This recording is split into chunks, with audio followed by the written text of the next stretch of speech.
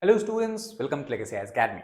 In this particular video, we are going to discuss about a recent turn in the Israel-Iran conflict that has entered 7th day. It was on June 13th when Israel launched its first strike or what you can call as attack against Iran as such. Now, in this context, recent development what we have seen is there seems to be a distinct possibility of United States getting involved in support of Israel against attacking Iran, and against such adventures, Russia has basically sent a stern, or basically what we can say, it has said that it is against any such kind of US interference and US decision to join war in favor of Israel against Iran as such. And this kind of situation, US decision to join in the war, can further destabilize the entire Middle Eastern region as such, and Russia has sent what you can call as a stern warning against any such kind of decision. Now, in this particular regard, in the recently concluded meeting of the President of Russia, Vladimir Putin, or even the recently held press conference by the Ministry of Foreign Affairs of Russia, it has been stated that basically we can say they have sent a stern warning to the United States against military intervention in support of Israel in its conflict with Iran. As one of the Iran's principal allies, we can say Iran does not have a lot of allies all across the world. At least the strongest ally who can stand behind strongly against Iran's decision. But two major allies in two major powers, you try to understand, is it is backed by Russia as well as China. As far as regional countries are concerned, Turkey also have seemed to be supporting Iran. And interestingly, as far as Pakistan is concerned, Iranian politicians have been giving this statement where they have stated that if Israel attack Iran with nuclear weapon, Pakistan will come in support of Iran and they will launch counter retaliation measures by using nuclear weapons of their own. Now, as far as this particular region is concerned, as I told you, Russia is one of the principal allies of the Iran, and they also have in the recent years, especially after Russia waged a war against Ukraine in year 2022, they have tried to strengthen the military ties. As well as the current president of Iran, when he visited Russia, they have signed a strategic partnership agreement as well. That's what we can say, that is Moscow try to maintain its weight, try to maintain its stake in the Middle Eastern region by using Iran. Now, as far as the initial days of war was concerned, in the beginning itself, Russia has maintained its firm position that it is in favor of de-escalating the situation as soon as possible. They have sent the message that both countries should try to restrain themselves, and the president of Russia, Putin, has talked with both Benjamin Netanyahu as well as the president of Iran, Masoud Pezeshkian, and he also has offered his help to mediate the conflict or mediate the crisis. In his call with Pezeshkian, Putin has condemned the Israeli strikes and offered condolences to the people who have lost their life. And he also noted that Russia has put forward specific initiatives aimed at resolving the situation around the Iranian nuclear program as such. Now, also, if in this regard, look at the statement given by Donald Trump. Both Donald Trump and Putin has talked several times regarding the Ukraine war, or whether it is talking about, we talk about the Israel-Iran crisis as such. And in that phone call also, it was stated that both leaders have agreed that they would try to de-escalate the situation and will ensure that this war does not spill over and affect the other countries and maybe in the entire world in the possible future as such.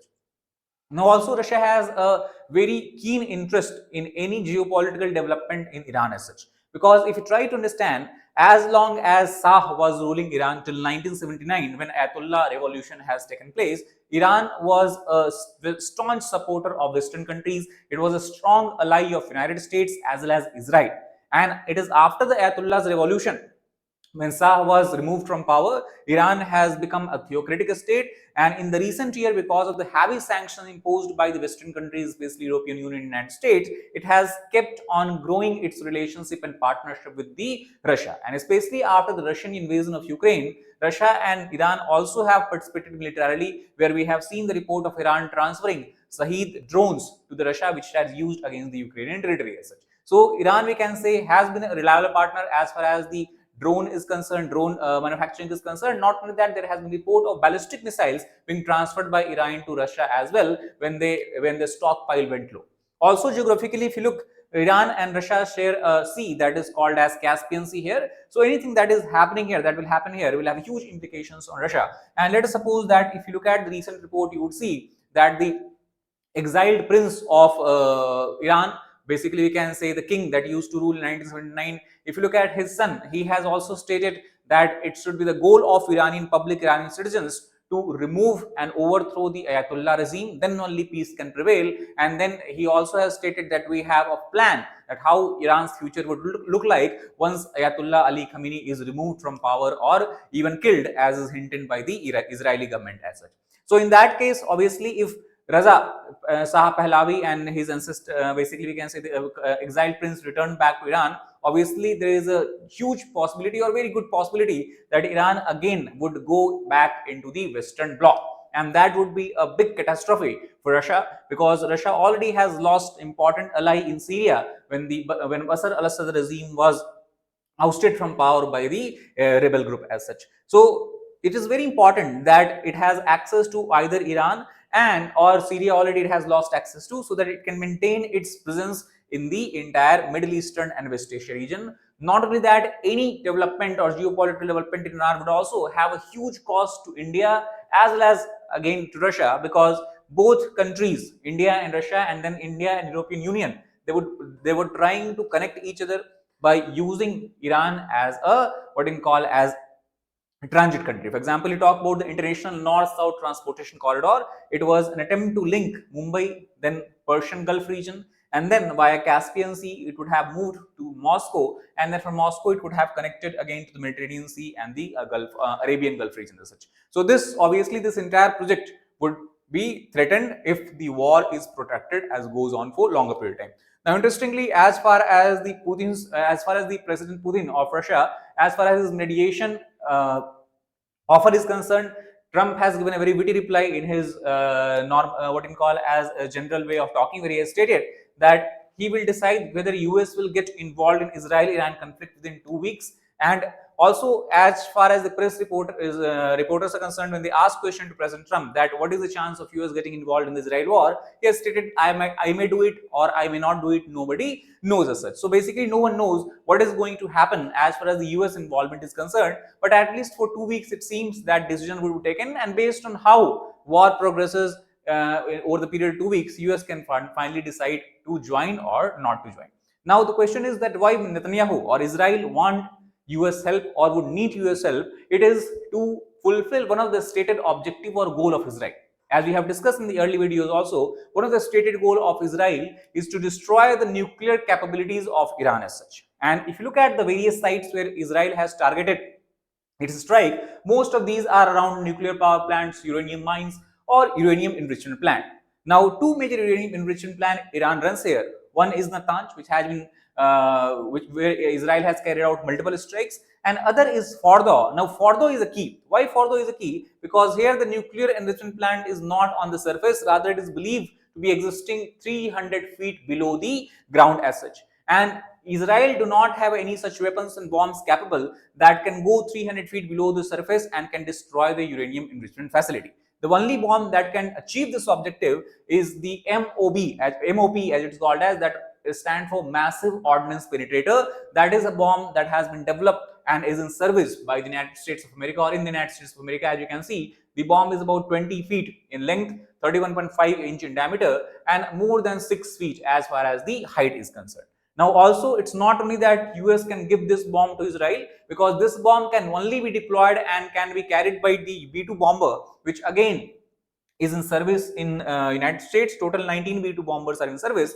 and as per the recent report, each of the B-2 bomber can carry 2 MOPs, that is 2 GBU bombs, as we can see from here. So only this bomb, which also is in common terms referred as bunker buster bomb, can be used to target and destroy Fordo facility, and that is where Israel would need the help of United States, and that is where the involvement come into picture here. Also, one thing while you're talking about this, you have to keep in mind this Bushehr. If you look at here, you have nuclear power plant. Now, this Bushehr nuclear power plant of Iran is largely run by Russian, what you call as experts, scientists, and engineers as such. So we can say it is indirect control of Russia as such. And in the recent discussion between Israel and Russia, both countries have agreed that Israel would not target this particular nuclear power plant, as it would lead to losses of Russian lives as such. Now, as far as the Russian response to the escalation of the war is concerned, the possibility of US joining the war is concerned, Maria Zakharova, who is the spokesperson of Ministry of Foreign Affairs of Russia, she has stated that we would like to particularly warn Washington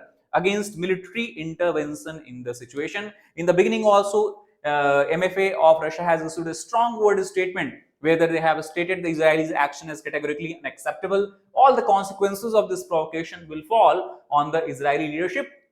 That is something they have said. Now, in the recently concluded summit, we can say press conference, when Putin was asked about the possibility of Russia joining from the Iran's side or on the Iranian side in the future, if let us suppose US involved in the war itself, he has categorically stated that there is no such plan on the anvil. The reason is because of the three factors that he has highlighted. First of all, when Russia put a proposal with Iran to work in the field of air defense system, Iran did not show any interest in the past.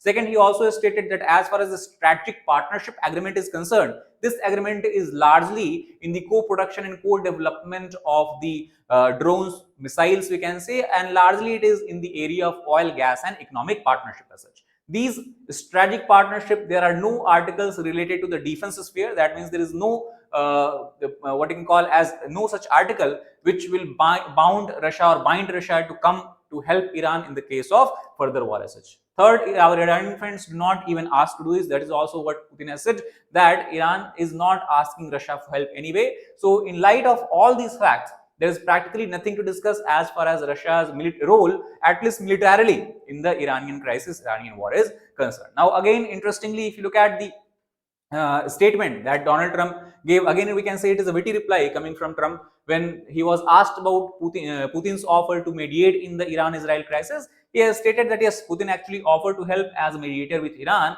but he told him, that is Trump told him, that do me a favor, be a mediator in your own your own country first. Obviously, he's referring to the Russia-Ukraine war. So Trump is saying that first you should take care of Russia-Ukraine war, and then after we'll deal with the Iran-Israel war. So that is how we can understand the entire situation as. Now, also recently in the Geneva, which is a city in the Switzerland in Europe, where there is a meeting going on today between the Iranian foreign minister and the European Union foreign minister. So there might be some possibility of diplomatic off-ramp or diplomatic path that we can see coming out of this meeting. But again, Iranian foreign minister has clearly stated that Iran would not have any kind of negotiation as far as its nuclear ambition is concerned unless and until Israel stop striking Iranian territory. And he also stated that this particular Geneva meeting, it is not more about negotiation, rather it is Iran is going there to hear what European Union and their leaders have to say as far as this entire war and crisis is concerned. So in short term, what we can understand, the possibility of any diplomatic solution seems far-sighted because Israel is hell-bent on destroying the entire nuclear facility and military capabilities of Iran, and unless and until they achieve this goal, it does not seem that war will enter into a phase of lull, or there can be any kind of diplomatic solution to the present crisis. So that is all about this particular video. If you like the video, please hit the button, share it with your friends, and subscribe to our channel for more content. Thank you very much.